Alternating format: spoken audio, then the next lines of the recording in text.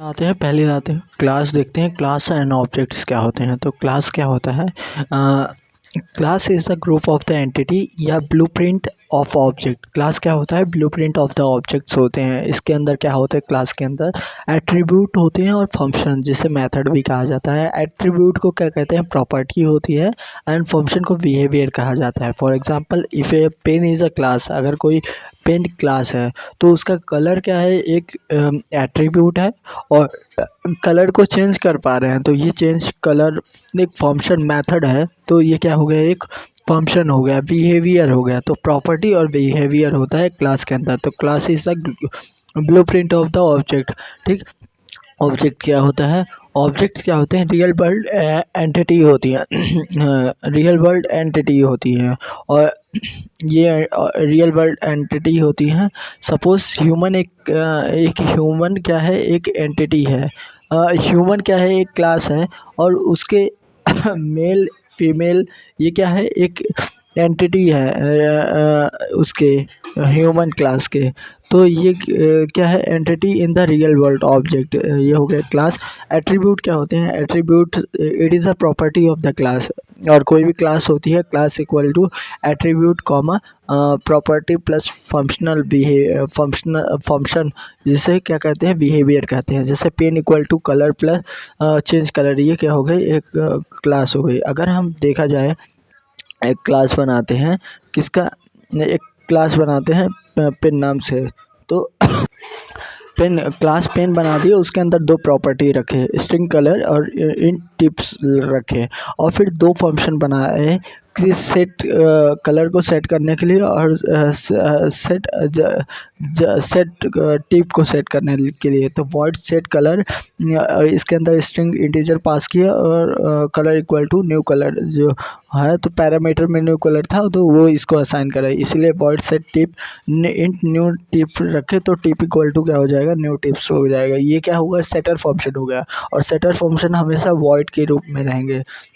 तो अब क्या करते हैं? क्लास का ऑब्जेक्ट क्रिएट करते हैं। तो अब मेन मेथड के अंदर जाके क्या किए? एक दूसरी क्लास के अंदर मेन मेथड लिए और उसके अंदर क्या कर रहे हैं? इसको एक्सटेंड वगैरह कुछ नहीं किए हैं। अभी हम सिंपली मेन मेथड में अब रन कर रहे हैं। तो पेन का ऑब्जेक्ट क्रिएट करेंगे, तो पेन का ऑब्जेक्ट कैसे क्रिएट होगा? पेन, फिर उसके बाद object name equal to new, और फिर उसके बाद पेन लिखेंगे, फिर उसके बाद कंस्ट्रक्टर को कॉल कर देंगे। यहाँ डिफ़ॉल्ट कंस्ट्रक्टर होगा तो इसे ये हो जाएगा, ऑब्जेक्ट क्रिएट हो जाएगा P1 नाम से। सपोज़ कि P1 की वैल्यू असाइन करना है, पेन कलर की ब्लू पेन असाइन करनी है और टिप 5 सेंटीमीटर है। तो एक तरीका ये हो जाएगा कि P1 dot set colour parenthesis में क्या करते हैं? ब्लू करते हैं, इस फंक्शन को कॉल करते हैं। तो इसको P1 ऑब्जेक्ट के लिए कलर की वैल्यू क्या असाइन हो जाएगी? ब्लू असाइन हो जाएगी। और दूसरा तरीका कि P1 dot set P1 dot colour equal to क्या करते हैं? ब्लू करते हैं। यहाँ पे हम डायरेक्टली क्या कर रहे हैं? डेटा को एक्सेस कर पा रहे हैं, प्रॉपर्टी को डायरेक्टली एक्सेस कर पा रहे हैं। बट अगर सेट फंक्शन से कर रहे थे तो हम वो डायरेक्टली नहीं कर रहे थे, हम फंक्शन के थ्रू उस पैरामीटर की वैल्यू चेंज कर पा रहे थे पर्टिकुलर उस ऑब्जेक्ट के लिए। तो ये हो गया। और इसी तरह दूसरा ऑब्जेक्ट बनाए, P2 बना लिए और मुझे वैल्यू एक्सेस करने हो वेरिएबल के, तो P1 डॉट प्रॉपर्टी डाल दूंगा, P1 डॉट कलर डाल दिया, P1 डॉट टिप डाल दिया, और असाइन करनी हो तो इक्वल टू करके असाइन कर दो वैल्यू। और सेट फंक्शन से भी, सेट टिप और सेट कलर फंक्शन से भी क्या कर सकता हूँ? मैं इसकी वैल्यू असाइन कर सकता हूँ। ये अभी देख, यहाँ पे हम ना क्लास को स्टैटिक बनाया है, ना फंक्शन को कुछ बनाए हैं। तो ये क्या होगा? ये सब चलेगा किस पे?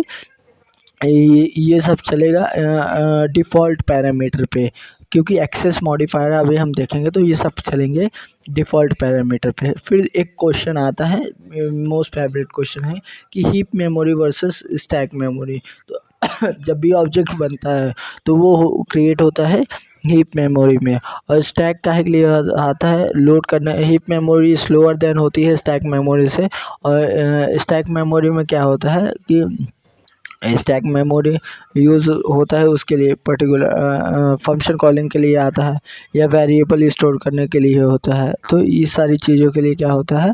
हीप मेमोरी यूज़ होती है। तो इसको देख लेना, JVM के अंदर आता है ये।